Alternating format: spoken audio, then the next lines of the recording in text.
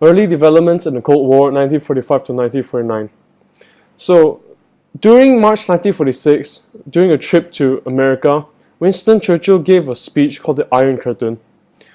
He basically said an Iron Curtain has descended across the continent, and he described the controlling nature of the Soviet Union across Eastern Europe.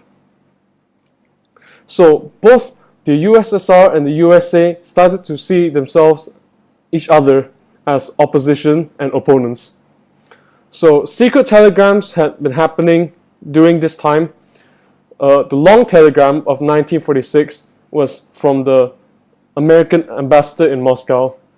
The telegram basically reported that Stalin wanted to destroy capitalism and the USSR was building its military power for a war. Novikov's telegram in 1946 was the same kind of telegram but from the Russian ambassador in America instead. It basically said that America wanted to dominate the world and the American public was preparing for war against the USSR. So since Truman had very, very big doubts about the war, he set out the Truman Doctrine in 1947. It stated that the world had a choice between communism and capitalism. He basically reversed the policy of isolationism since the 1920s for USA. He basically said that America had a responsibility to fight for liberty wherever it was threatened, and that America would send troops and economic resources to wherever that was threatened by communism. He wanted to contain communism so that it would not grow and gain any more territory than it already had been grown. In 1947, he also introduced the Marshall Plan.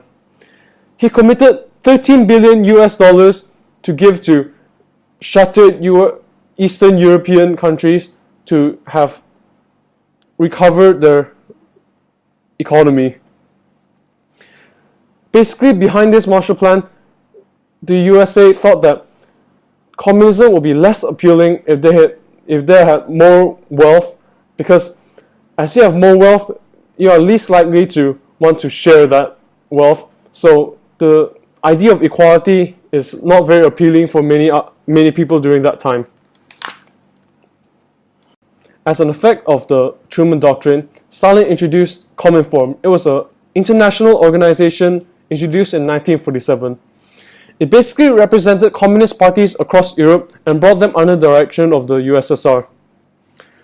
The first thing they did was to reject the Marshall Plan.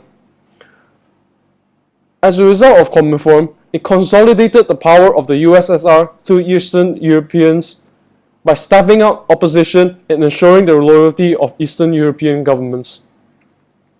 Comecon was a response against the Marshall Plan in 1949. Stalin was aware that many Eastern European countries wanted to get the aid from Marshall Plan, so he introduced a communist alternative. It encouraged economic development of Eastern European countries and attempted to prevent trade with the Western world and America. Politically, it would minimize the American influence in Eastern European countries. It would also make sure that any economic recovery in the Eastern European sphere of influence would stay there.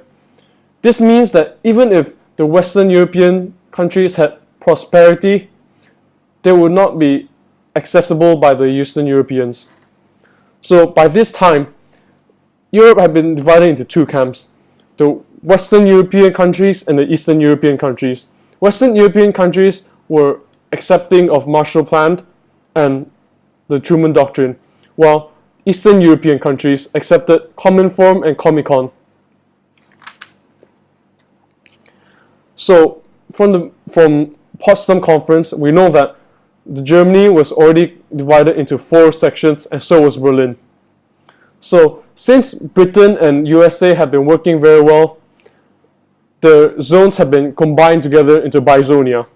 And since Bizonia and France's relationship was very good also, they also merged, and it was all referred to as Trizonia.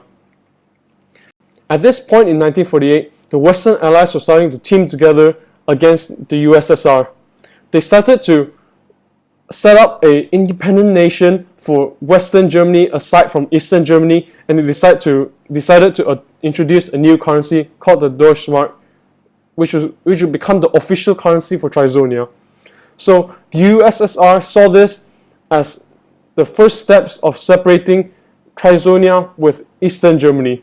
So he did not want this to happen, as the western side of Germany had more economic resources compared to Eastern Germany, and he did not want America to have any more influence in Germany. So to prevent all of this from happening, he established the Berlin Blockade in 1948. It basically blocked all road and sea links into West Berlin.